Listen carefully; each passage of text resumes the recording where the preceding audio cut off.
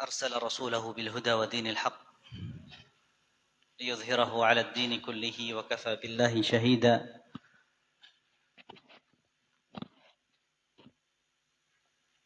أشهد أن لا إله إلا الله وحده لا شريك له إقرارا به وتوحيدا، وأشهد أن محمدا عبده ورسوله صلى الله عليه وعلى آله وصحبه وسلم تسليما مزيدا. Sebelum ana yang bertanya, ini adzannya jam berapa Aisyah? Jam 7 kurang 8 menit. Baik. Nanti adzan dulu.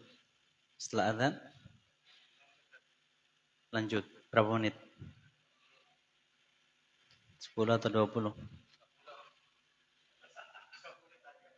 Total yang paling banyak siapa? Angkat tangan. 10, 20, satu lagi? Nggak ada. 2 menit. Baik. Ya, alhamdulillah. Segala puja dan puji syukur kita panjatkan kepada Allah Subhanahu wa taala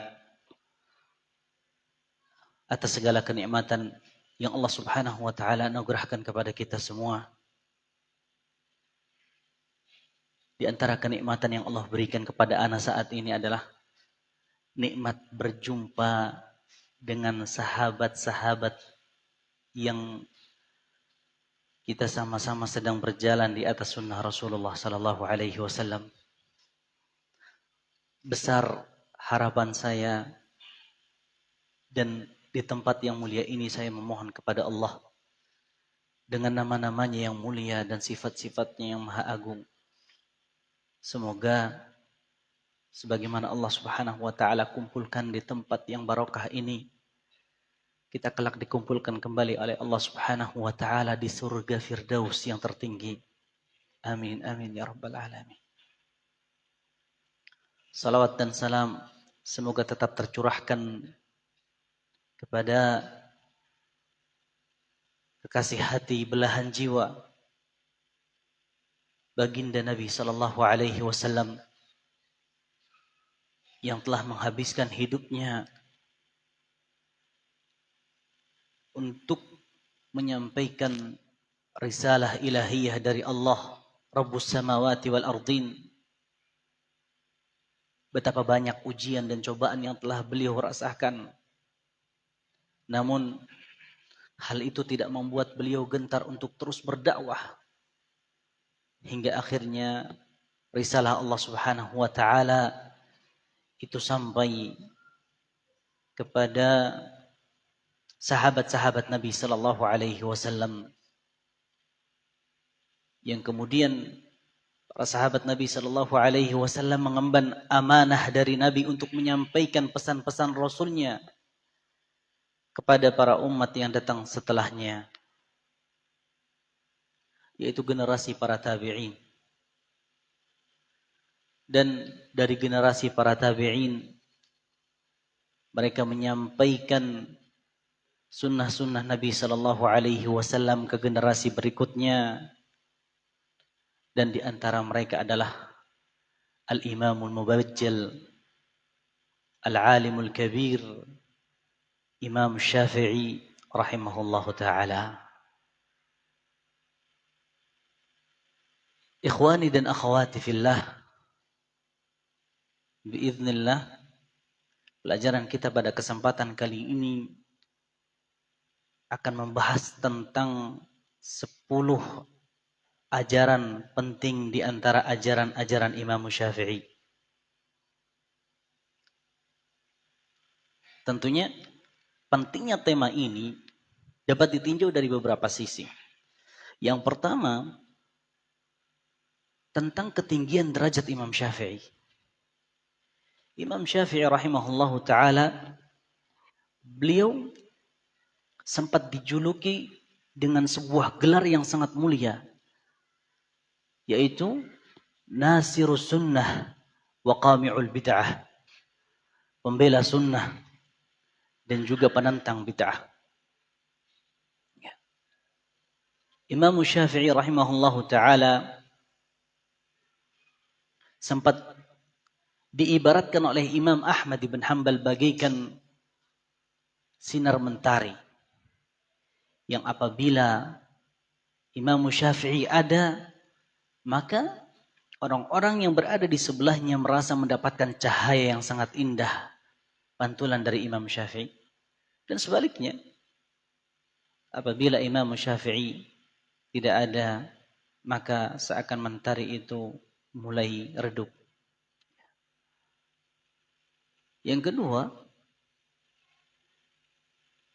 yang akan kita pelajari adalah beberapa ajaran Imam Syafi'i yang banyak ditinggalkan oleh kaum muslimin. Ya. Tentunya untuk menyiapkan materi ini, alhamdulillah ana tidak hanya mengambil dari satu masdar, dari satu sumber, dari beberapa sumber yang cukup. Dan di antara sumber yang diterjemahkan adalah kitab Ustadz ana pribadi, guru ana pribadi, yaitu Ustadz Firanda Amdir Hafizahullah Ta'ala. Dan ini adalah salah satu sumber yang sudah diterjemahkan. Ada beberapa sumber yang lain yang masih dalam bentuk bahasa Arab. Nanti insya Allah kita akan singgung pada pelajaran kita kali ini. Ya. Ikhwani wa akhwati fillah azani Allah wa iyyakum ajma'in. Sebelum kita mulai pembahasan ini, ana ingin memberikan sebuah informasi.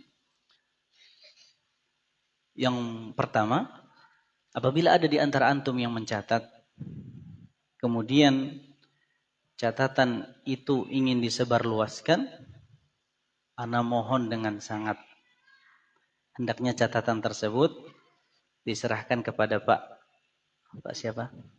Pak Sarnit. Kemudian Pak Sarnit mengirimnya kepada ana dengan tujuan agar catatan tersebut lebih lengkap dan lebih sempurna dan tidak ada kekeliruan, ya. Dalam sebuah hadis Nabi Shallallahu Alaihi Wasallam bersabda, sesungguhnya Allah Subhanahu Wa Taala mencintai seorang hamba yang apabila dia beramal, dia menyempurnakan amalannya. Ya. Dan ini adalah salah satu bentuk kesempurnaan catatannya sebelum disebarluaskan ke halayak ramai. Ini yang pertama. Yang kedua, kita akan membahas tema ini dari dua sisi. Sisi yang pertama, kita akan mengkaji secara singkat biografi Imam Syafi'i. Ya. Karena ada di luar sana orang yang menyangka bahwasanya Imam Syafi'i belajar dari Abul Hasan Al-Asy'ari. Ya. Kesalahan yang fatal ini timbul dari ketidaktahuan seseorang terhadap biografi Imam Syafi'i. Kapan beliau dilahirkan, kapan beliau diwafatkan, kapan Abul Hasan Al-Asy'ari dilahirkan, kapan beliau diwafatkan. Ya. Tentunya ini bukan kesalahan yang ringan. Gitu. Apalagi ini menyangkut nama baik akidah Imam Syafi'i rahimahullah ta'ala. Ya. Makanya kita perlu mengetahui biografi singkat tentang Imam Syafi'i. Kemudian, sisi yang kedua kita akan mengkaji tentang beberapa ajaran Imam Syafi'i. Tentunya ajaran Imam Syafi'i cukup banyak ya ikhwah. Ya, ajaran Imam Syafi'i sangat banyak. Ya, kitabnya Al-Um kalau nggak salah dicetak dalam 11 jilid. Ada lagi kitab Ar-Risalah. Ada lagi kitab-kitab beliau yang lainnya yang akan kita singgung pada pembahasan kali ini. Dan yang akan kita singgung adalah pembahasan atau poin-poin yang anak kira penting untuk anak pribadi dan juga untuk teman-teman sekalian mengingat kembali ajaran-ajaran Imam Syafi'i. Dari sisi ini, ada beberapa catatan penting yang saya ingin beritahukan kepada ikhwah sekalian. Ketika mendapatkan faedah, yang pertama, tulis ringkasannya. Ini penting. Ringkasannya apa? Kemudian yang kedua, Imam Syafi'i menyebutkan ajaran tersebut di kitab apa? Ya, ini yang kedua. Yang ketiga, adakah ulama-ulama madhab Syafi'i yang mengikuti Imam Syafi'i dalam poin ini? Ya. Ini tiga poin penting. Kalau seandainya nanti ada yang menyebutkan dalilnya juga, maka ini lebih sempurna. Ya. Tapi tiga hal tadi penting. Ini adalah cara untuk meringkas agar ringkasan kita sistematis ya, ikhwah. Ya. Anda punya beberapa ringkasan ketika kita ingin meringkas sebuah kitab tentang metode Imam Syafi'i dalam ilmu akidah misalkan, maka di antara hal yang perlu disebutkan adalah akidah apa yang kita ingin singgung. Kemudian Imam Syafi'i ini menjelaskannya di dalam kitab apa. Dan yang ketiga, siapa ulama-ulama mazhab Syafi'iyah yang mengikuti pendapat Imam Syafi'i dalam hal ini. Jadi, ketika kita mengerjakan sebuah perbuatan yang diingkari oleh sebagian masyarakat, kita tahu cara menjawabnya bahwasanya ini adalah ajaran Imam Syafi'i yang dijelaskan oleh Imam Syafi'i dalam kitab misalkan. Dan di antara ulama mazhab Syafi'i yang mengikuti adalah Imam Nawawi misalkan. Ya. Jadi ada faedah yang kita petik dari kajian kali ini. Ya. Mafhum? Paham? Kalau nggak paham nih saya jelaskan pakai bahasa Arab. Ya. Baik, berkaitan dengan biografi Imam Syafi'i. Pertama adalah siapakah nama Imam Syafi'i? Imam Syafi'i dikenal dengan Imam Syafi'i. Kenapa beliau dikenal dengan Imam Syafi'i? Ya. Yang pertama nama beliau adalah Muhammad. Ini nama beliau. Nama beliau adalah Muhammad. Bapaknya adalah Idris. Muhammad bin Idris ibn Al-Abbas ibn Uthman ibn Syafi' Al-Makki Al-Qurashi. Ya. Syafi' ini adalah Syafi', bukan Ustaz Syafiq. Syafi' ini adalah kakek ketiga dari Imam Syafi'i. Beliau adalah salah seorang sahabat Nabi Shallallahu Alaihi Wasallam yang ketika berjumpa dengan Nabi Shallallahu Alaihi Wasallam, umur beliau ketika itu masih kecil. Dan penyandaran Imam Syafi'i ini dinisbatkan kepada kakek beliau yang ketiga yang bernama Syafi'. Shin alif fa ain, ya. Syafi' Al-Qurashi Al-Makki. Ya. Beliau ini memiliki keturunan yang sangat mulia. Jika seandainya kita meninjau silsilah nasab beliau, itu beliau bertemu dengan Nabi Shallallahu Alaihi Wasallam pada kakek Nabi Shallallahu Alaihi Wasallam yang ketiga, yang bernama Abdul Manaf. Ya.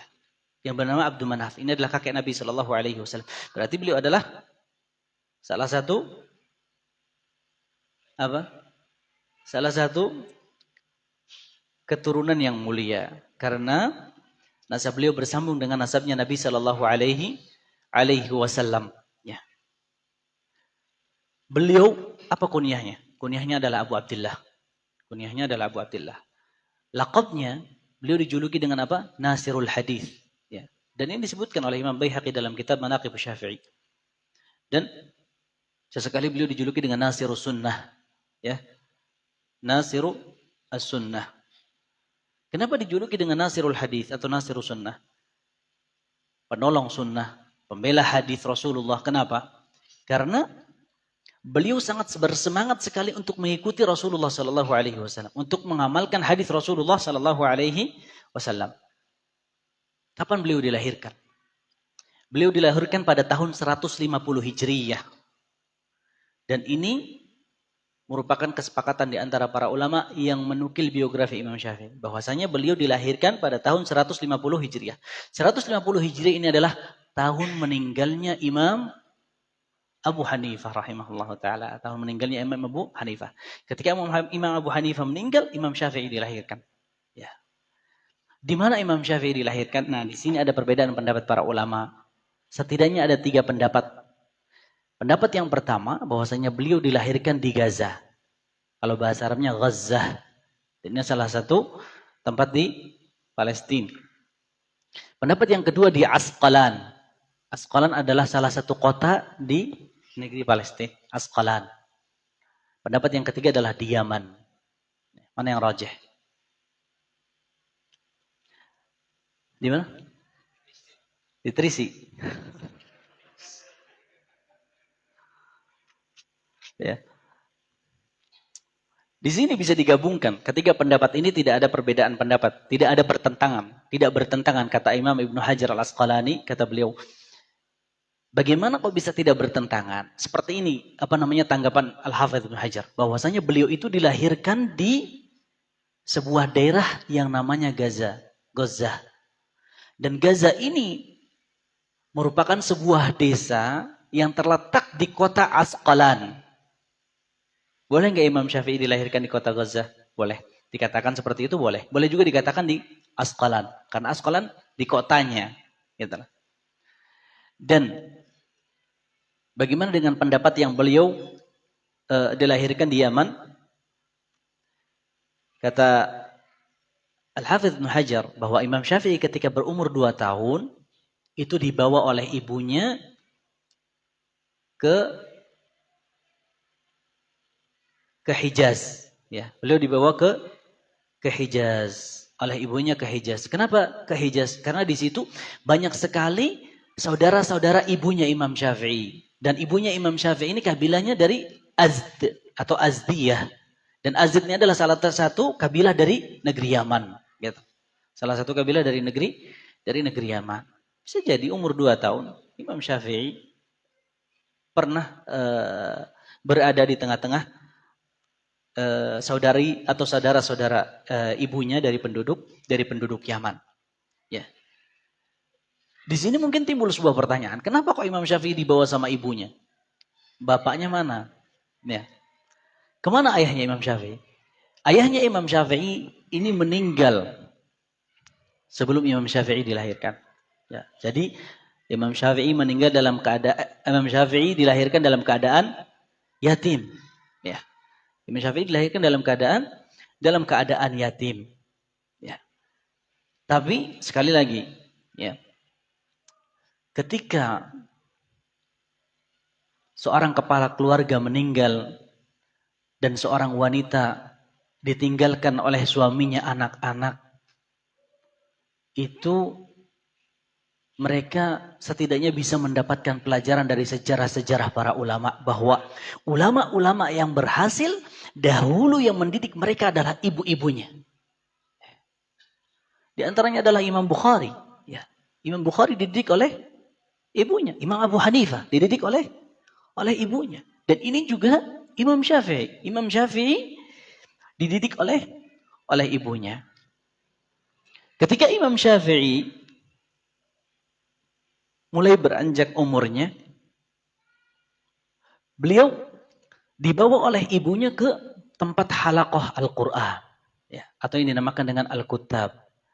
Dan beliau ketika itu berhasil menghafalkan Al-Quran ketika umur beliau 7 tahun. Ya. Ketika umur beliau berapa? 7 tahun. Dan beliau berhasil menghafalkan kitab Muwatta Imam Malik, 1 jilid besar. Tergantung riwayatnya, karena ada beberapa riwayat dari Imam Malik. Ya. Itu ketika umur Imam Syafi'i 10 tahun. Ketika umur Imam Syafi'i 10 tahun. Ya. Dan beliau diizinkan berfatwa oleh gurunya yang bernama Khalid ibn Muslim Az-Zanji ketika umur beliau 15 tahun.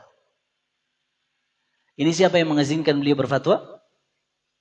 Gurunya yang bernama Khalid ibn Muslim Az-Zanji. Siapa Khalid ibn Muslim Az-Zanji?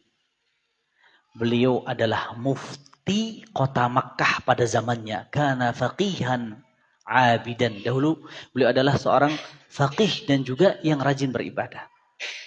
Ini berbeda. Ini di sini perbedaan Imam Syafi'i dengan kita. Imam Syafi'i dia berfatwa mendapatkan izin dari gurunya. Lah kalau kita berfatwa seenaknya sendiri. Ya. Gurunya tidak mengizinkan dia untuk berfatwa, dia berfatwa. Subhanallah, ada sebuah cerita. Ya, ada sebuah cerita. Dalam sebuah keluarga, ketika itu kepala keluarga atau seorang suami pas di bulan Ramadan, beliau itu muntah. Bukan disengaja, muntahnya tidak disengaja. Muntahnya tidak disengaja.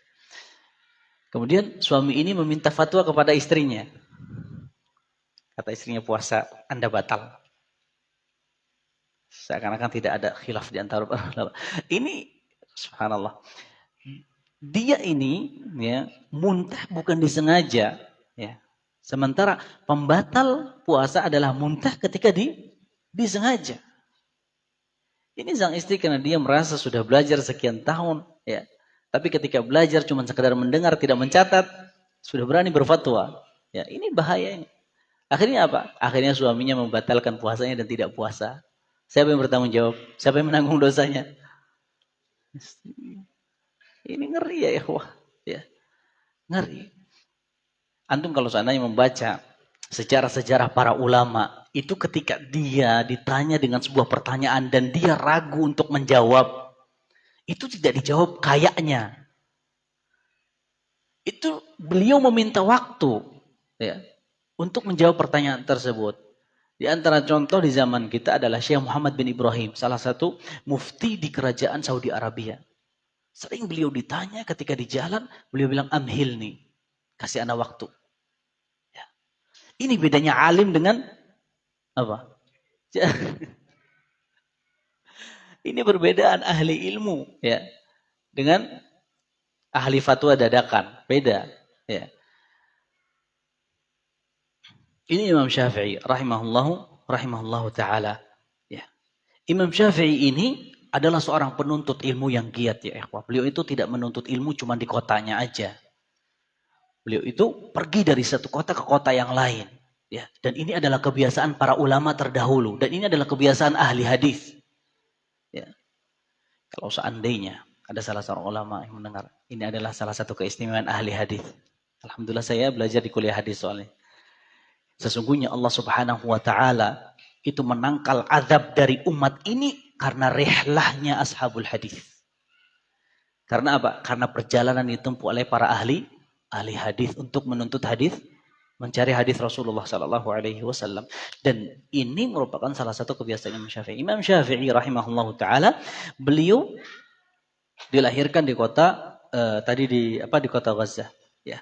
Tapi beliau tidak tinggal di situ. Beliau itu dibawa ke Mekah sama ibunya ketika berumur 2 tahun. Kemudian ketika beliau beranjak dewasa, beliau rihlah ke negeri atau ke kota Madinah. Beliau belajar bersama Imam Malik rahimahullah. Beliau belajar bersama Imam Malik rahimahullahu taala. Kemudian beliau juga pernah belajar di kota atau di negeri Yaman. Setelah dari negeri Yaman, beliau 2 kali mendatangi negeri Irak untuk belajar. Dan itu untuk belajar. Bahkan beliau ini sempat belajar dari muridnya Abu Hanifah yang bernama Muhammad ibn al-Hasan. 22 menit lagi ya. Baik, kita akan berusaha mempercepat ya. Sebenarnya ada cerita-cerita yang cukup menarik gitu. Orang kalau diceritakan itu senang biasanya. Ya. Beda kayak ditagih utang, beda. Baik. Imam Syafi'i rahimahullahu taala memiliki banyak guru. Ya, di antara guru Imam Syafi'i adalah tadi Muslim bin Khalid Az-Zanji, Imam Malik ibn Anas rahimahullahu taala dan juga Muhammad ibn Hasan. Banyak para penuntut ilmu yang menimba ilmu dari Imam Syafi'i dan itu jumlahnya cukup banyak. Di antaranya adalah Yusuf Al-Buwaiti, kemudian Ismail Al-Muzani dan juga Ar-Rabi' ibn Sulaiman Al-Muradi. Ini saya sebutkan beberapa dari murid beliau saja. Ya minimal kita tahu siapa muridnya Imam Syafi'i. Ya, jangan bilang nanti muridnya Imam Syafi'i adalah Ibnu Hajar. Karena Ibnu Hajar ya dilahirkan setelah meninggalnya Imam Syafi'i beberapa ratus tahun. Adapun pujian para ulama terhadap Imam Syafi'i tentunya sangat banyak ya. Tentunya sangat banyak. Di antara yang memuji beliau adalah Imam Ahmad, yaitu Imam Ahli Sunnah wal Jamaah. Kata beliau, Ra'ayna Syafi'i wa kana afqahan nas fi kitabillahi wa sunnati rasulih. Ketika kita mendapati Imam Syafi'i, kita melihat bahwa Imam Syafi'i adalah orang paling faqih yang memahami kitab Allah Subhanahu wa taala dan hadis Rasulullah sallallahu alaihi wasallam. Imam Ahmad itu sangat takjub sekali kepada Imam Syafi'i, ya. Beliau lebih memilih duduk bersama Imam Syafi'i daripada duduk di majelis-majelis hadis. Sampai-sampai beliau berkata, ketika kita tidak dapat hadis dengan sanad yang pendek, maka kita akan mendapatkan hadis dengan sanad yang lebih panjang. Dan itu tidak mengapa. Tapi kalau kita tidak bisa duduk di majelis Imam Syafi'i, maka kita tidak bisa mendapatkan ilmu yang dijelaskan oleh Imam Syafi'i yang tidak mungkin kita dapatkan dari guru yang lain. Ya. Dan Imam Syafi'i juga mengambil ilmu dari Imam Ahmad. Karena Imam Ahmad adalah salah seorang ulama yang paling banyak mengetahui riwayat-riwayat hadis Nabi Sallallahu Alaihi Wasallam.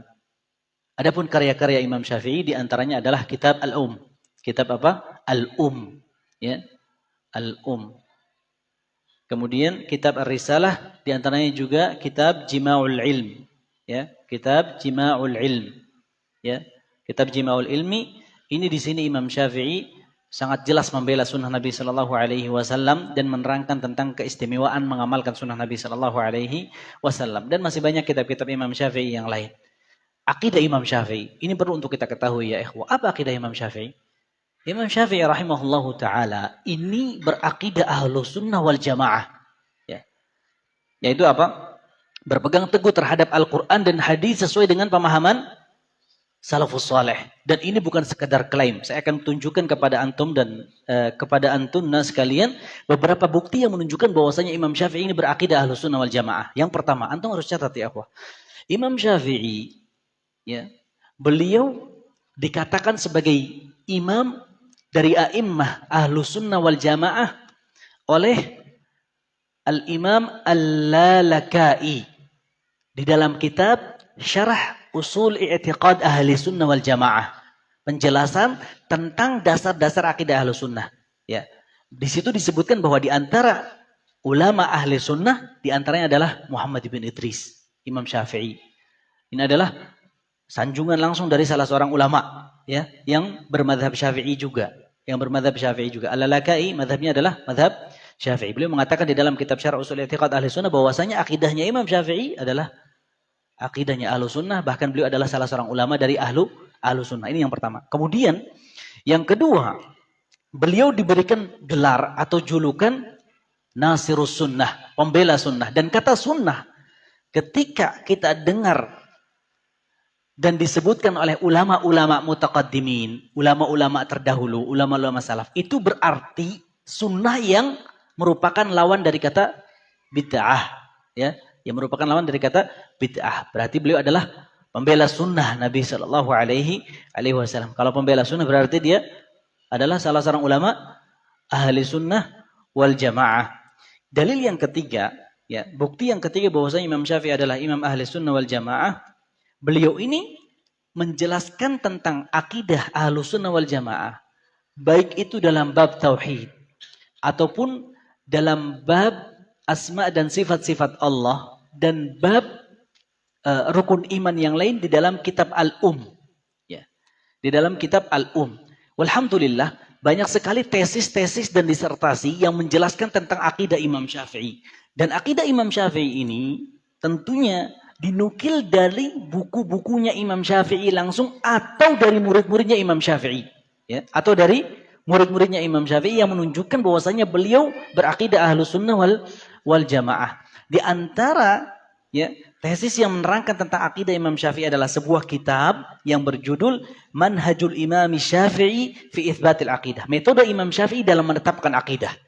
Ya, ini adalah sebuah tesis atau disertasi di Jami'ah Islamiyah kalau nggak salah. Kemudian di antara tulisan ilmiah juga yaitu Al-Masail Al-Aqadiyah allati khalafa fiha ba'du fuqaha Syafi'i a'immat al-madhhab. Permasalahan-permasalahan akidah di mana beberapa ulama Syafi'iyah menyelisihi imam-imam madhab mereka. Ya. Ini juga belum diterjemahkan. Ya, dua tadi, yang pertama dan yang kedua ini belum diterjemahkan. Kemudian yang ketiga, aqidatul Imam Syafi'i, akidah Imam Syafi'i ditinjau dari perkataan-perkataan Imam Syafi'i dan juga dari nukilan murid-muridnya. Dari nukilan murid-muridnya. Dalil yang keempat, bukti yang keempat bahwasanya Imam Syafi'i berakidah Ahlussunnah wal Jamaah. Imam Syafi'i, ya, ini perkataannya dinukil oleh murid-muridnya, ya, yang cukup banyak. Dan nukilan-nukilan tersebut setelah diteliti ternyata sama dengan akidah Ahlussunnah wal Jamaah. Di antara murid Imam Syafi'i yang menukil dari Imam Syafi'i tentang perkataan beliau terkait ilmu akidah adalah Al-Imam Al-Hakkari dalam kitab I'tiqadus Syafi'i. Sebagian orang ya melemahkan kitab ini karena Al-Hakkari ini murid Syafi'i, beliau ini dihukumi lemah ya oleh sebagian ulama. Tapi kita katakan nukilan-nukilan dari Imam Al-Hakkari ini tidak memiliki satu jalur saja, akan tetapi ada jalur-jalur yang lain yang menguatkan nukilan Al-Hakkari tersebut. Ya, jadi tidak bisa kita katakan bahwasanya Al-Hakkari adalah seorang ulama yang dhaif misalkan, yang lemah. Jadi nukilannya tentang Imam Syafi'i tidak valid, ya. Oke. Tidak valid. Tapi ternyata nukilan tersebut kita dapatkan dari jalur lain dan ini saling menguatkan. Dan ini adalah merupakan ilmu yang sangat dimaklumi, ya, merupakan ilmu yang sangat difahami sekali oleh para ahli hadis. Ya. Wafatnya Imam Syafi'i. Imam Syafi'i rahimahullahu taala, beliau wafat pada tahun 204 Hijriyah. Beliau wafat pada tahun 204 Hijriyah di negeri Mesir, ya, di negeri Mesir. Kata Ibnu Khalikan dalam kitab Wafayatul A'yan, Imam Syafi'i meninggal dunia setelah beliau menghabiskan hidupnya untuk menebarkan ilmu, membela sunnah dan menentang bid'ah. La ilaha illallah. Ini Imam Syafi'i. Lah kita menghabiskan waktu kita untuk apa? Makan es degan, minum es degan, makan bakso, makan mie ayam. Semuanya berkaitan dengan makanan. Habis makan tidur lagi. Ya, ini perbedaan kita dengan para ulama terdahulu. Ya. Ikhwatal iman azzani Allah wa iyyakum ajma'in. Apa, masih ada tambahan 20 menit setelah azan. Ya. Kita beralih kepada ajaran Imam Syafi'i. Yang pertama, ini poin yang pertama, catat baik-baik. Imam Syafi'i mengajarkan bahwasanya Allah Subhanahu wa taala berada di atas langit. Imam Syafi'i, ini judulnya, Imam Syafi'i mengajarkan bahwa Allah Subhanahu wa taala berada di atas langit. Ya. Saya akan sebutkan perkataan Imam Syafi'i, kemudian kita akan mendengarkan bersama dalil-dalilnya. Apakah dalil-dalil dari Al-Quran dan Sunnah itu menunjukkan kesesuaian dengan akidah Imam Syafi'i? Ini yang perlu untuk kita ketahui. Ya. Yang pertama saya akan sebutkan adalah perkataan Imam Syafi'i. Imam Syafi'i rahimahullahu ta'ala, ya, menyebutkan atau pernah mengatakan bahwa al-qawlu fi sunnah allati ana 'alaiha wa ra'aitu 'alaiha alladhina ra'aituhum mithla Sufyan wa Malik wa ghairuhuma. Kata beliau, perkataan tentang sunnah, ya, tentang sunnah, yang aku berada di atas sunnah tersebut, dan aku pun melihat para ulama berada di atas sunnah tersebut. Di antaranya adalah Sufyan ibn Uyainah dan juga Imam Malik ibn Anas, dan selain keduanya, apa itu? Kata Imam Syafi'i, al-iqraru bi syahadati an la ilaha illallah wa anna Muhammadar Rasulullah, yaitu bersaksi, meyakini bahwasannya tentang persaksian la ilaha illallah, tidak ada Tuhan yang hak, yang berhak disembah selain Allah, dan bahwa Nabi Muhammad adalah utusan Allah. Setelah itu apa kata Imam Syafi'i? Wa annallaha ala arshihi fi sama'ih, dan sesungguhnya Allah Subhanahu wa taala itu berada di atas arsy-Nya di langit. Ya, di langit. Yaqrubu min khalqihi kaifa sya'. Allah mendekat kepada hambanya itu sesuai dengan kehendak Allah. Wa yanzilu ila sama'id dunya kaifa sya'. Allah turun ke langit dunia sesuai dengan kehendak Allah.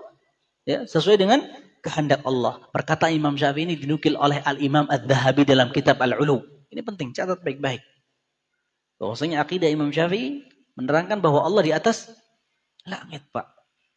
Dan Allah di atas langit ini adalah sebuah fitrah. Kita kalau berdoa nggak mungkin kita keliling-keliling begini, Pak, di mana-mana. Kita kalau berdoa pasti kita akan mengangkatkan tangan kita kepada Allah yang berada di atas. Ya. Bahkan orang-orang yang menafikan atau menyanggah bahwasanya Allah itu berada di atas langit, ketika dia berdoa, dia mengangkatkan tangannya kemana? Ke atas. Ya. Dan banyak sekali kisah-kisah para ulama dari zaman dahulu sampai zaman sekarang, bahwasanya orang-orang yang menentang tentang keberadaan Allah Subhanahu wa taala di atas langit itu ternyata dapat disanggah dengan perbuatan mereka sendiri. Ternyata ketika mereka berdoa mengangkat tangannya ke langit. Ya. Ini adalah dalil fitrah. Siapa saja yang menukil perkataan ini dari Imam Syafi'i? Ya, catat baik-baik. Di antaranya adalah Al-Imam Al-Baihaqi dalam kitab Manaqibus Syafi'i. Imam Baihaqi dalam kitab Manaqibus Syafi'i. Anda tahu Pak, antum nggak tahu nama-nama kitab ini? Ya. Ini bukan makanan sehari-harinya. Anda tahu. Cuman Pak, ketika kita sudah mengenal sunnah Nabi SAW, kita perlu tahu tentang kitab-kitab ahli sunnah. Dan kita perlu belajar. Kalau tidak sekarang, maka kapan lagi? Ya, kita perlu tahu Pak tentang karya-karya tulis guru-guru kita, ulama-ulama kita dari ahli sunnah. Ya. Kemudian di antara menukil perkataan Imam Syafi'i adalah Al-Barzanji di dalam kitab Aqidatul Imam Nasirul Hadits wa Sunnah. Aqidatul Imam Nasirul Hadits wa Sunnah, Muhammad bin Idris. Ya. Oke. Siapa saja yang mengikuti Imam Syafi'i dalam akidah ini?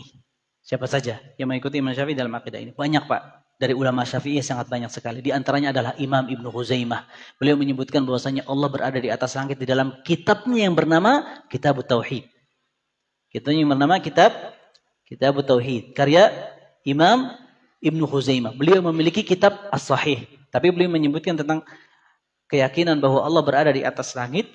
Itu beliau sebutkan di dalam kitab At-Tauhid. Kemudian di antaranya juga adalah Abu Uthman As-Sabuni. Abu Uthman As-Sabuni. Ini bermadzhab Syafi'i. Beliau menyebutkannya di dalam kitab Aqidatus Salaf Ashabul Hadis. Ya. Kemudian Abu Muhammad Al-Baghawi atau Imam Al-Baghawi menyebutkannya dalam kitab tafsirnya. Ya, dalam kitab tafsirnya. Insyaallah cukup, ya. Kalau ditanya, Allah di mana? Di atas langit. Siapa yang menyebutkan? Imam Syafi'i. Imam Syafi'i ini perkataannya dinukil di mana? Perkataan Imam Syafi'i dinukil di mana? Di mana perkataan Imam Syafi'i dinukil? Di kitab para ulama tadi saya sebutkan di mana? Hah? Di kitab? Bukan kitab Tauhid. Perkataan Imam Syafi'i ini dinukil oleh Imam Dhahabi dalam kitab Mukhtasar Al-Ulu. Dan juga disebutkan oleh Imam Baihaqi dalam kitab Manaqibus Syafi'i. Dan juga disebutkan oleh Al-Barzanji dalam kitab Aqidah Imam Syafi'i. Ya. Nah, siapa saja dari ulama-ulama Syafi'iyah yang mengikuti Imam Syafi'i, nah baru di sana ada Ibnu Huzaimah, ada Abu Muhammad Al-Baghawi, ada Abu Uthman As-Sabuni, ada Ibnu Salah, banyak sekali di antara ulama Syafi'iyah yang menetapkan bahwasanya Allah Subhanahu wa taala berada di atas langit. Dalilnya juga sangat banyak, Pak. Dalilnya sangat banyak sekali. Ya. Di antaranya adalah Allah Subhanahu wa taala mengatakan Ar-Rahmanu 'alal 'arsy istawa, bahwasanya Allah Subhanahu wa taala beristiwa di atas arsy, dan arsy itu di atas langit, Pak. Ayat ini disebutkan oleh Allah Subhanahu wa taala pada 7 tempat, di antaranya di dalam surat Yusuf. Ya. Dan juga dalam disebutkan di dalam surat Yusuf dan disebutkan dalam surat-surat yang lain. Pada 7 tempat di dalam Al-Qur'anul Karim. Ya. Kemudian di antara dalil yang menunjukkan bahwasanya Allah Subhanahu wa taala di atas langit adalah wa huwal aliyul azim. Firman Allah Subhanahu wa taala wa huwal aliyul azim. Dialah Allah Subhanahu wa taala yang maha tinggi dan maha agung. Kalau maha tinggi berarti di mana? Di bawah apa di atas? Di atas. Allah Subhanahu wa taala mengatakan dalam ayat yang lain, ilaihi yas'adul kalimut thayyib wal 'amalus shalihu yarfa'uh. Kepadanya perkataan-perkataan yang baik naik atau diangkat, ya. Wal 'amalus shalih, dan amalan-amalan saleh diangkat. Diangkat kemana? Enggak mungkin diangkat ke bawah. Enggak mungkin diangkat tidak di kemana-mana. Diangkat pasti ke atas. Banyak sekali ayat suci Al-Quran. Adapun hadis Nabi Shallallahu Alaihi Wasallam, ya, juga banyak. Di antaranya adalah hadis Al-Jariyah, seorang budak Muawiyah bin Al-Hakam. Ketika didatangkan kepada Nabi Shallallahu Alaihi Wasallam, Nabi bertanya kepada dia, Aina Allah? Qalat fis sama. Ya, dia berkata bahwasanya Allah di langit. Wa man ana? Siapa aku? Anta Rasulullah, engkau adalah utusan Allah. Kemudian kata Rasulullah, a'tiqha fa innaha mu'minah. Ya, lepaskan dia. Ya, bebaskan dia. Sesungguhnya dia adalah wanita yang beriman. Hadis ini diriwayatkan oleh Imam Muslim dalam kitab sahihnya. Ingat, Pak, banyak sekali orang-orang yang tidak suka dengan akidah Ahlussunnah berusaha untuk melemahkan hadis ini. Padahal hadis ini berada dalam kitab sahih Muslim. Ya. Imam Muslim adalah muridnya Imam Bukhari. Dan tidak mungkin beliau memasukkan sebuah hadis dalam kitab sahih melainkan hadis yang sahih. Ya, pembahasannya cukup panjang. Anggaplah hadis ini dhaif. Masih banyak hadis-hadis yang lain. Di antaranya, ketika Nabi SAW, dan ini adalah hadis Jabir bin Abdullah radhiyallahu anhu, ketika Nabi, ya, di masa haji wada, ya, setelah beliau menjelaskan dan memberikan nasihat kepada para sahabat, Nabi bertanya kepada mereka, ala hal balagh, apakah aku sudah menyampaikan semua risalah-risalah dari Tuhanku? Kemudian kata para sahabat, addaita wa nasaht, sesungguhnya engkau telah menyampaikan semua pesan Allah dan engkau telah memberikan nasihat kepada kami.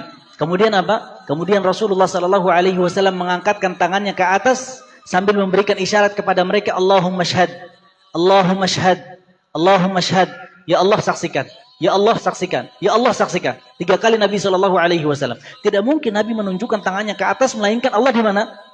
Di sini apa di atas? Di atas. Kalau di bawah berarti segini dong. Allahumma syahad. Ya kan nggak mungkin. Ya gak? Masih banyak sekali hadis-hadis Nabi Shallallahu Alaihi Wasallam. Dalil yang ketiga, ijma' para ulama. Ijma' adalah salah satu dalil, Pak. Salah satu dalil yang harus diikuti.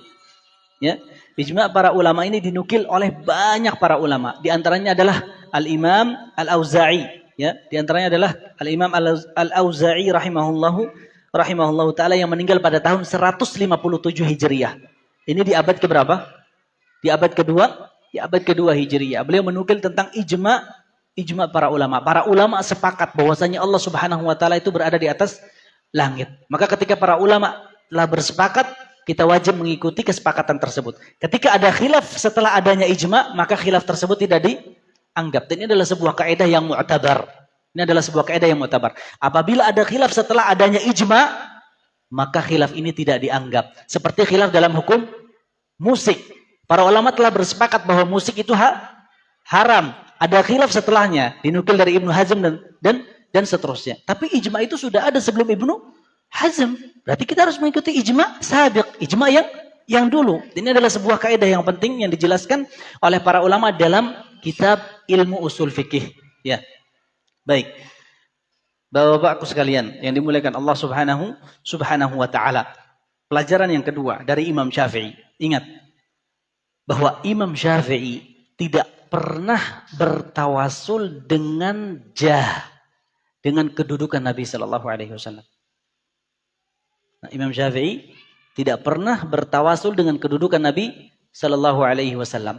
Akan tetapi ada nukilan-nukilan dari beliau bahwa beliau pernah bertawasul dengan tawasul yang masyru', yang disyariatkan. Apa tawasul yang masyru'?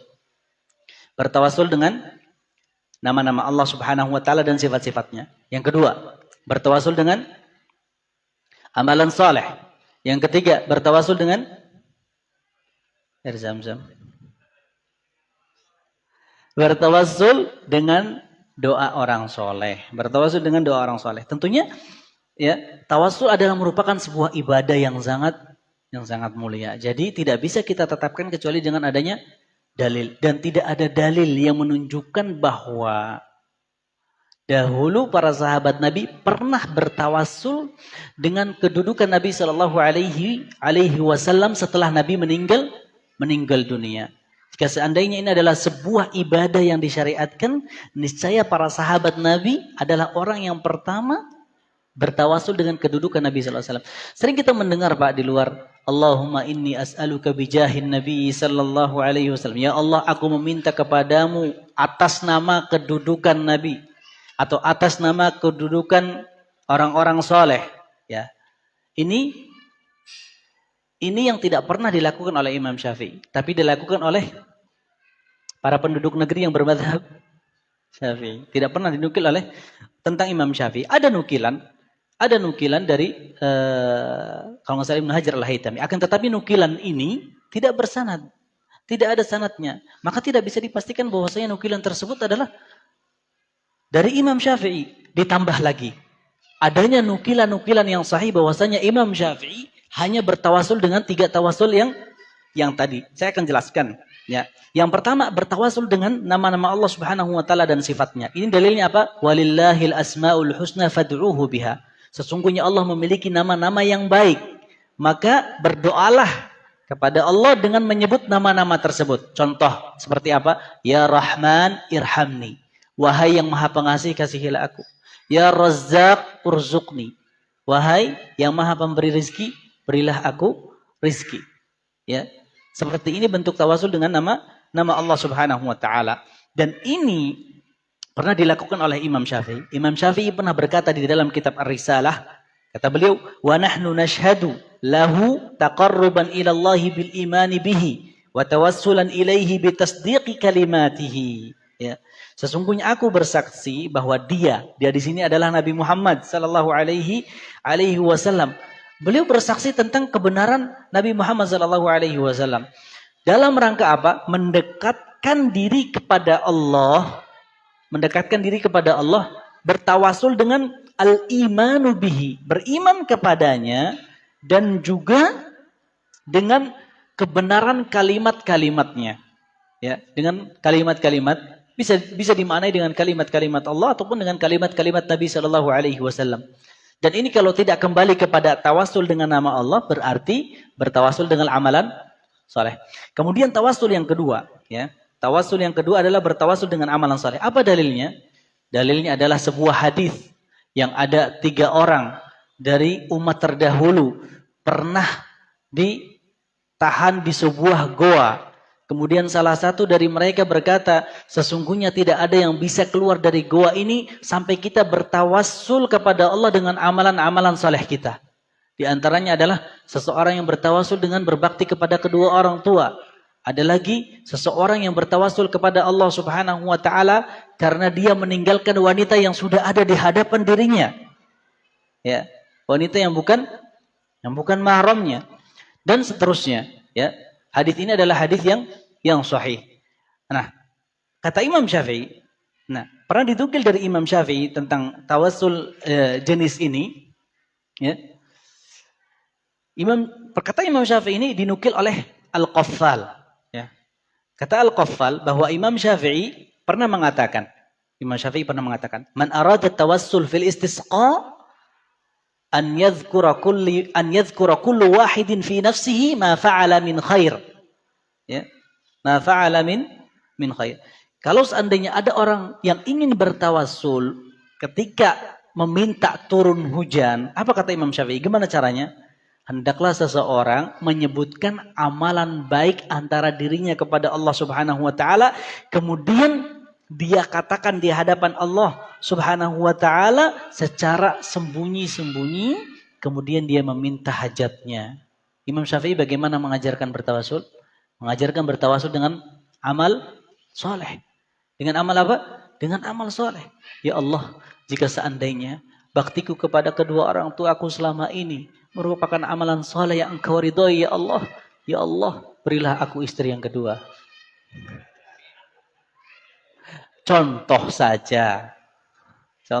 Soalnya permisalan tentang istri ini paling digemari menjadi sebuah obrolan yang selalu hangat dan gak pernah bosan. Meskipun diulangi 1000 kali. Tapi prakteknya gak pernah. Ya. Baik. Ini harus dipotong nanti videonya ya. Jangan langsung di-share. Allah barik fikum. Tawasul yang ketiga adalah tawasul dengan doa orang soleh. Tawasul dengan doa orang soleh. Dan dalilnya apa? Dalilnya adalah ketika Nabi Shallallahu Alaihi Wasallam sedang berkhutbah, kemudian datang seorang laki-laki kepada Nabi dan beliau berkata, wahai Rasulullah, sesungguhnya hari ini sangat gersang dan tanaman-tanaman kita mati, ya, dan banyak sekali binatang-binatang kita yang tidak bisa minum dan makan. Maka mintalah kepada Allah Subhanahu wa taala agar diturunkan hujan. Kemudian Rasulullah sallallahu alaihi wasallam langsung mengangkatkan tangannya ketika beliau sedang berkhutbah. Beliau mengangkatkan tangannya, Allahumma aghithna, ya Allah turunkanlah hujan. Ya Allah turunkanlah hujan. Kata Anas bin Malik radhiyallahu anhu ardah, subhanallah, sebelum Rasulullah sallallahu alaihi wasallam menurunkan tangannya, ketika itu kita menyaksikan bahwasanya langit sudah gelap.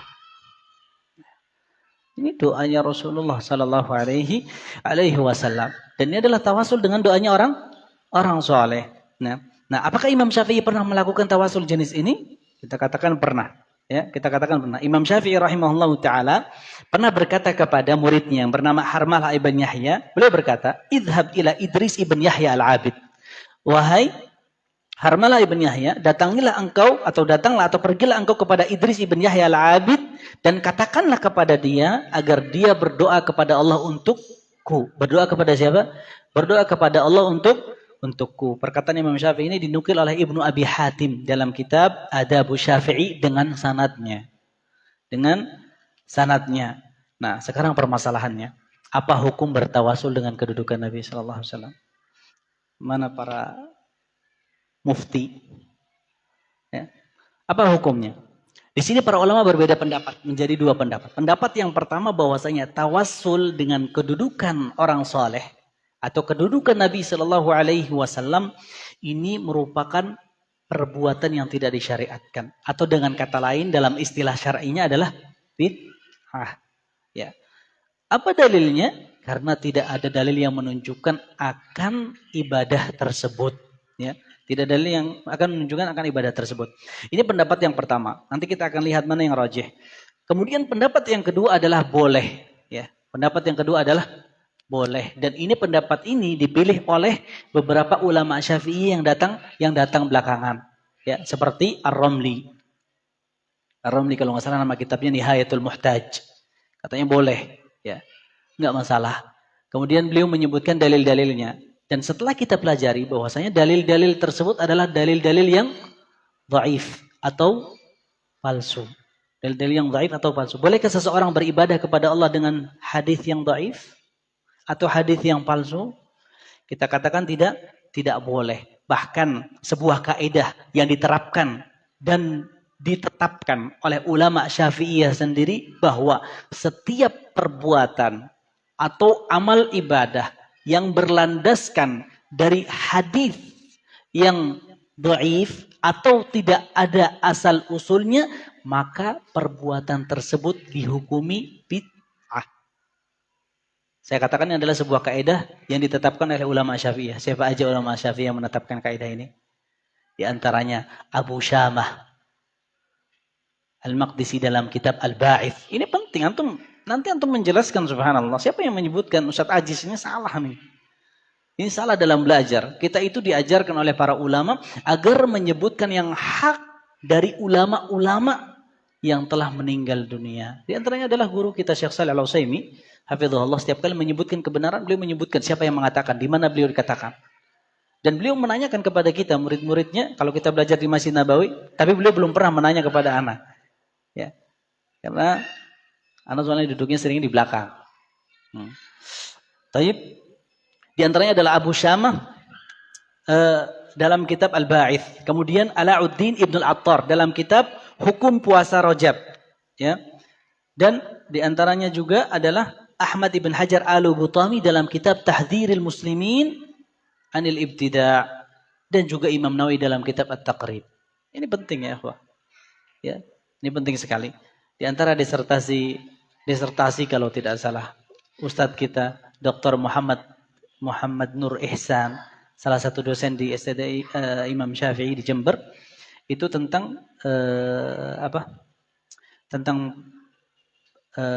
peran ulama, kalau nggak salah artinya, saya terjemahkan secara bebasnya, tentang peran ulama Syafi'iyah dalam menyimpulkan sebuah amalan bid'ah di dalam bab salat, zakat, puasa, dan haji kalau nggak salah. Ya. Ini tesis beliau. Jadi di situ beliau menyebutkan ulama-ulama Syafi'iyah yang membid'ahkan bab tertentu dari 4 bab besar tadi. Ya. Dan ini adalah salah satu kaidah yang dinukil dari beliau, hafizahullah taala. Hafizahullah taala. Kemudian sebab yang rajih atau sebab tarjih yang kedua, ya.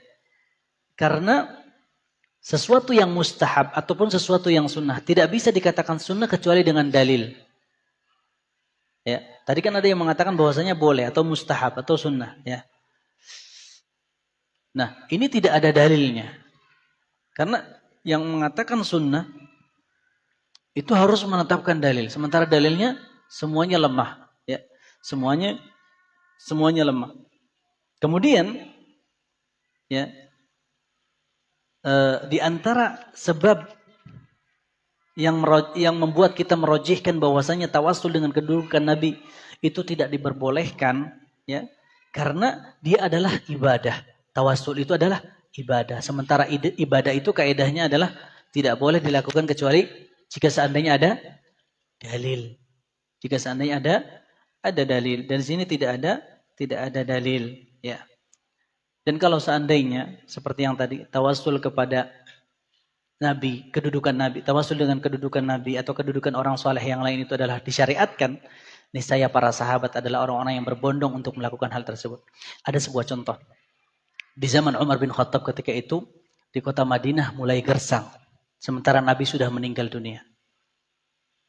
Tapi apa yang dilakukan oleh Umar bin Khattab? Beliau datang kepada Al-Abbas, paman Nabi SAW, dan meminta kepada beliau agar meminta atau berdoa kepada Allah diturunkan hujan.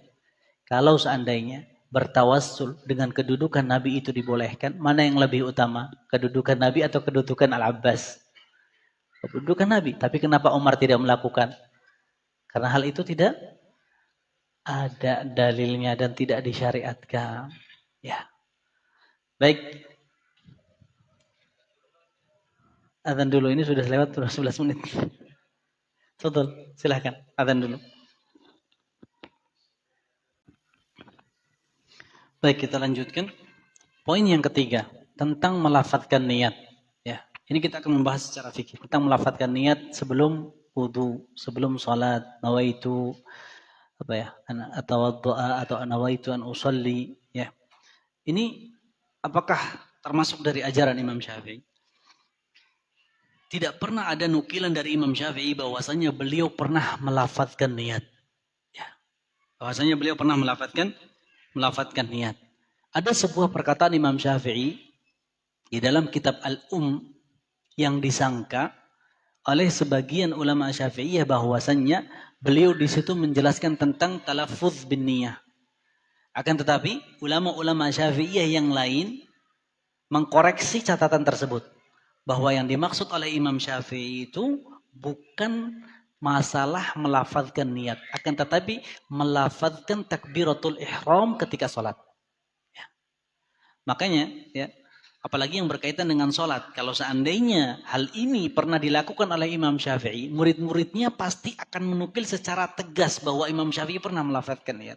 Tapi ketika kita tidak mendapatkan nukilan tersebut dari Imam Syafi'i, maka di antara ajaran Imam Syafi'i, beliau tidak melafadzkan niat ketika wudu ataupun ketika sholat. Ya. Sebetulnya, apa hukum melafadzkan niat? Ya. Sebelum kita menjelaskan hukum melafadzkan niat, yang pertama, para ulama telah bersepakat bahwa letak niat itu di dalam hati. Dan di antara yang menyetujui kesepakatan ulama ini adalah ulama Syafi'iyah yang dinukil oleh Al-Imam As-Suyuti rahimahullah ta'ala. Bahwa letak niat di dalam hati. Jadi kalau ada orang yang mengucapkan niat berbeda antara lisan dengan hatinya, maka perbuatannya tetap sah. Karena intinya adalah apa yang ada dalam hati. Ini sebetulnya berkaitan kadang dengan haji badal atau umrah badal. Seseorang yang mengumrohkan badal, ketika dia mengucapkan nusuk labbaik Allahumma umratan misalkan ya, labbaik Allahumma, ini bukan niat ya ikhwah, ini adalah zikir ya. Kata para ulama adalah zikir. Ini bukan niat seperti nawaitu. Kalau seandainya niat seperti nawaitu, kita akan mengatakan nawaitu an a'tamira lillahi ta'ala ila baitillahil haram misalkan. Jama'atan bil bas, dengan naik bus misalkan, disebutkan dalam niat tersebut. Ini bukan niat makanya. Ya. Nah, ketika orang yang melakukan umrah badal tapi tidak menyebutkan nama yang minta untuk dibadalkan umrahnya, tapi sudah ada niatnya dalam hati bahwasanya dia ingin umrahnya ini untuk fulan, untuk kakek kita misalkan. Ya. Tapi ana lupa siapa nama kakek ana yang ke-10 misalkan. Ya kan? Yang penting ada niatan ana ya kakek ana yang ke-10. Ini umrahnya sah, tidak masalah, dan insya Allah pahalanya akan sampai kepada kakek yang ke-10. Kalau seandainya dia muslim. Kalau enggak muslim tidak akan sampai ya ikhwah. Ya. Baik. Nah, poin selanjutnya, apa hukum talaffuz bin niat? Di sini para ulama berbeda pendapat. Ada yang mengatakan bahwasanya talaffuz bin niat ini tidak boleh, ya, dan merupakan perkara bid'ah, ya. Dan ini juga ada yang memilih dari ulama Syafi'iyah. Saya akan sebutkan, antum catat baik-baik. Jadi ketika antum tidak melafadzkan niat, ditanya, ini saya sedang berpegang teguh dengan pendapat ulama sebagian dari kalangan Syafi'iyah. Jadi anak tidak keluar dari madhab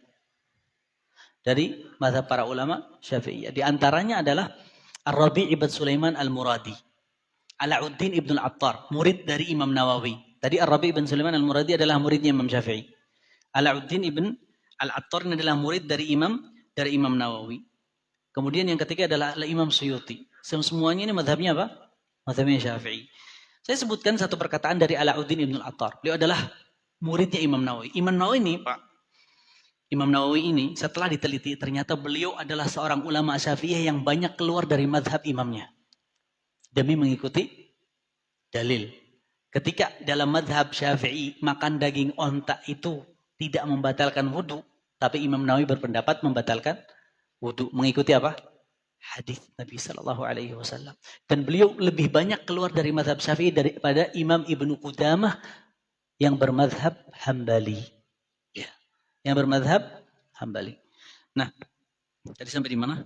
Kata Alauddin Ibn Al-Attar, perhatikan baik-baik. Wa raf'us sauti bin niyyati ma'a tashwisi 'ala al-musallin haramun ijma'an, kata dia. Dan mengangkat suara, menyebutkan niat dan mengganggu orang-orang yang sholat di sebelahnya itu haram menurut kesepakatan para ulama, ijma', kata beliau. Wa ma'a 'adamihi, dan kalau enggak ganggu, kata beliau apa? Bid'atun qabihah, bid'ah yang buruk. Ini kata siapa? Alauddin Ibn Attar. Ini murid dekat Imam Nawawi.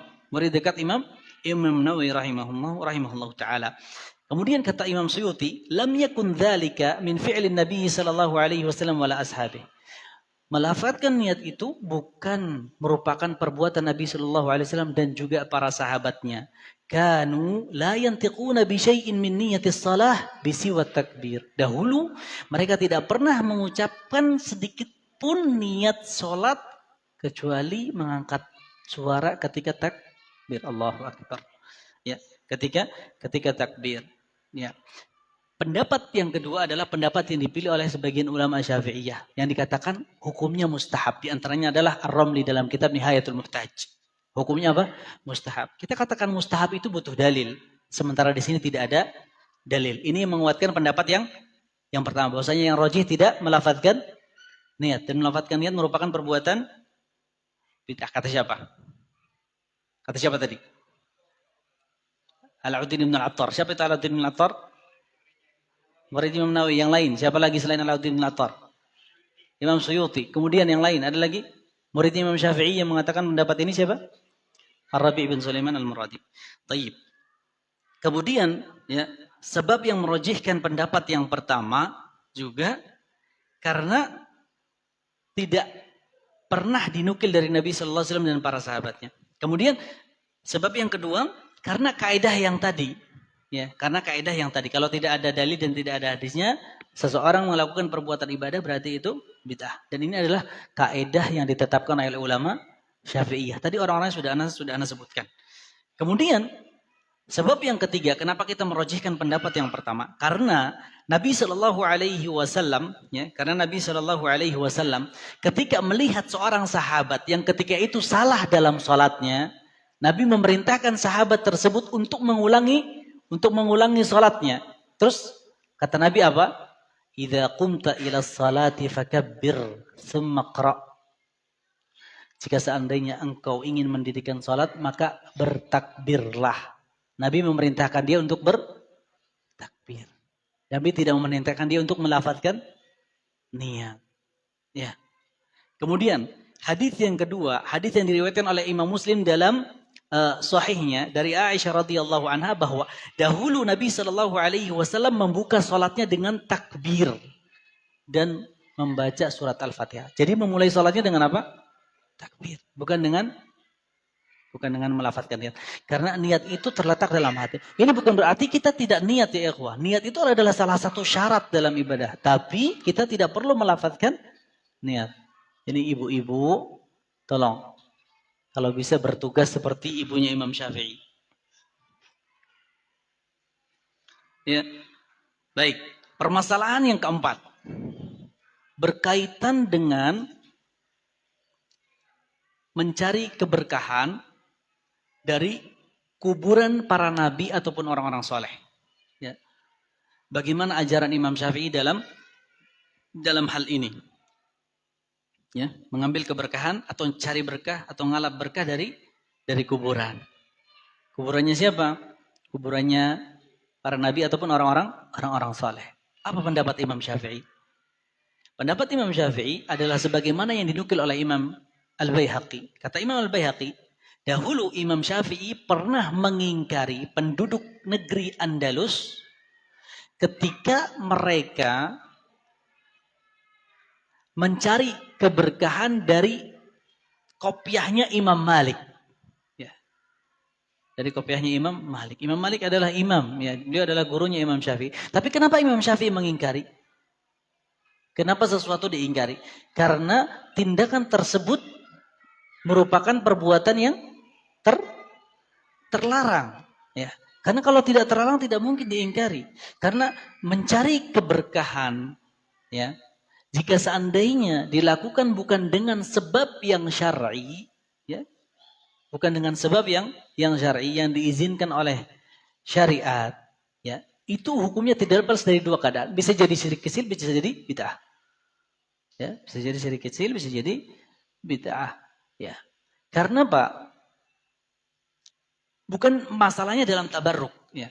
Kita mengambil keberkahan itu dibenarkan Pak, dengan catatan sebagai berikut. Yang pertama Pak, kita itu meminta keberkahan hanya kepada Allah. Nabi pernah mengatakan, al-barakatu minallah. Keberkahan itu datangnya dari Allah. Ya. Berarti ketika kita ingin mengambil sebuah keberkahan dari benda tertentu, hati kita terpaut kepada siapa? Kepada benda atau kepada Allah? Kepada Allah. Yang kedua Pak, yang kedua itu adalah benda yang kita gunakan untuk mengambil keberkahan itu dijelaskan dalam syariat, Pak. Contoh, Al-Quran. Allah Subhanahu wa Ta'ala menamakan Al-Quran adalah kitab yang mubarak, yang diberikan keberkahan, ya, yang diberikan keberkahan. Boleh nggak kita mengambil keberkahan dari Al-Quran? Boleh, ya. Tapi dengan catatan yang ketiga. Catatan yang ketiga, cara kita mengambil keberkahan dari benda tersebut itu juga telah dijelaskan oleh syariat. Contoh, kita pengen ngambil keberkahan, ya, dengan cara merobek Al-Quran, kemudian Al-Quran tersebut dicelupkan ke dalam air itu dikublak, biar manis tambah gula dikit, ya, habis itu diminum. Boleh pakai teh, boleh pakai jahe. Nah, ini caranya tidak seperti itu. Justru syariat Islam mengajarkan kita mengambil keberkahan dari Al-Quran. Caranya bagaimana? Dengan membacanya. Seseorang yang membaca Al-Quran itu akan diberikan keberkahan.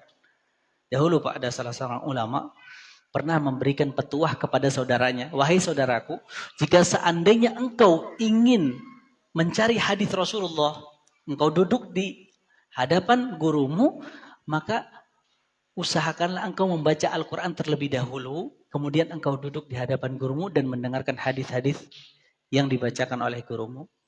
Kemudian, yang dinasihati ini nurut. Sebelum dia menghadiri majelis hadis, beliau baca Al-Quran. Setelah dia baca Al-Quran, dia bilang, "Ana banyak sekali hadis-hadis yang ana catat." Suatu saat, dia tidak baca Al-Quran. Dia duduk di majelis hadis. Tapi hadis-hadis yang dicatat itu sedikit. Dan beliau katakan, setelah itu aku tahu bahwasanya keberkahan itu datangnya dari Allah melalui tadi membaca Al-Quran. Ketika dia baca Al-Quran, hadisnya banyak yang dicatat. Ketika enggak, seperti itu juga kita usahakan ketika kita sebelum duduk di majelis ilmu, kita baca Al-Quran beberapa ayat. Agar Allah Subhanahu wa Ta'ala memberikan keberkahan kepada kita.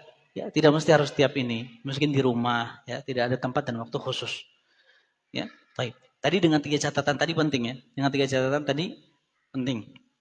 Ya, itu catatan yang dijelaskan oleh para ulama.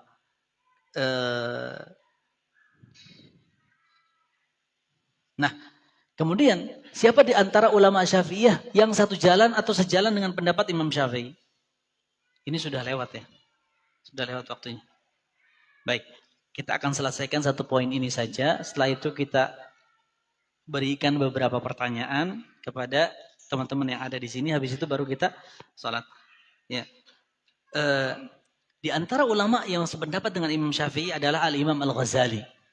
Imam Al-Ghazali pernah berkata, "Fa innal massa wat taqbil lil masyahidi 'adatun nasara wal yahud." Lihat, sesungguhnya kita menempelkan tangan kita dan mencium kuburan itu merupakan kebiasaan orang Nasara dan Yahudi. Ya. Dan Ghazali adalah salah satu pembesar ulama Syafi'iyah. Dan pendapat yang serupa dinukil oleh Imam Nawawi dan dikatakan secara tegas oleh Imam Nawawi rahimahullahu ta'ala. Dan banyak sekali ulama-ulama Syafi'iyah yang mengatakan bahwa mengalap berkah dari kuburan, baik itu dengan mengusap tangan, mencari keberkahan, atau misalkan mencium kuburan tersebut, mengambil tanah dari kuburan tersebut dengan mengharapkan keberkahan, ini diingkari oleh ulama Syafi'iyah. Diingkari oleh ulama Syafi'iyah. Ya, dari 10, jadi cuma kita bisa petik berapa? 4 saja. Tapi nggak apa-apa. Semoga kita mendapatkan keberkahan dari Allah Subhanahu wa taala bagi yang mencatat. Bagi yang tidak mencatat, semoga pahala Allah Subhanahu wa taala juga diberikan kepada kita semua. Amin ya rabbal alamin. Baik, kita berpindah kepada pertanyaan. Pertanyaan yang pertama, siapa yang siap ditanya angkat tangan.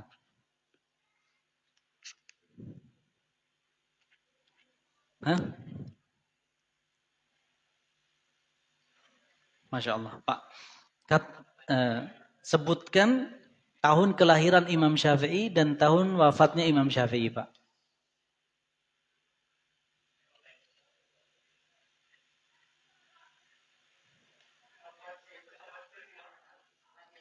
Lahirnya abad kedua.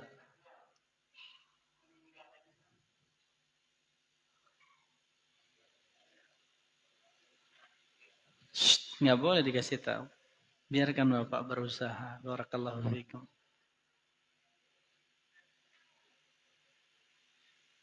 Ada yang mencoba yang lain?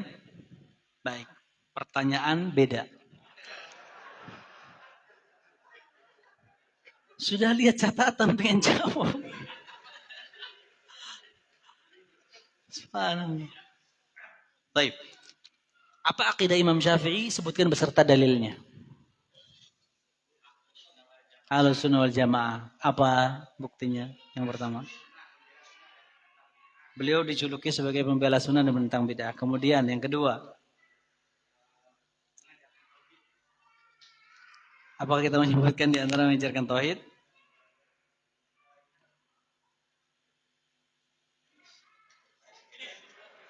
Baik. Bapak yang tadi, Bapak boleh maju. Pak, boleh maju Pak. Silakan sini Pak. Sama antum, ta'al. Tafadhal. Silakan Pak. Insyaallah. Tafadhal, ta'al. Ambil Pak, silakan. Afwan, barakallahu fiik. Baik, itu saja yang bisa kita sampaikan. Semoga kita dipertemukan kembali oleh Allah Subhanahu wa taala dalam keadaan yang lebih baik. Kita juga dikumpulkan kembali oleh Allah Subhanahu wa taala dalam sebuah taman di antara taman-taman surga. Allahumma inna nas'aluka jannatakal ala jannatakal firdaus wa ma qarraba ilaiha min qawlin wa amal wa na'udzu bika minan nar wa ma qarraba ilaiha min qawlin wa amal.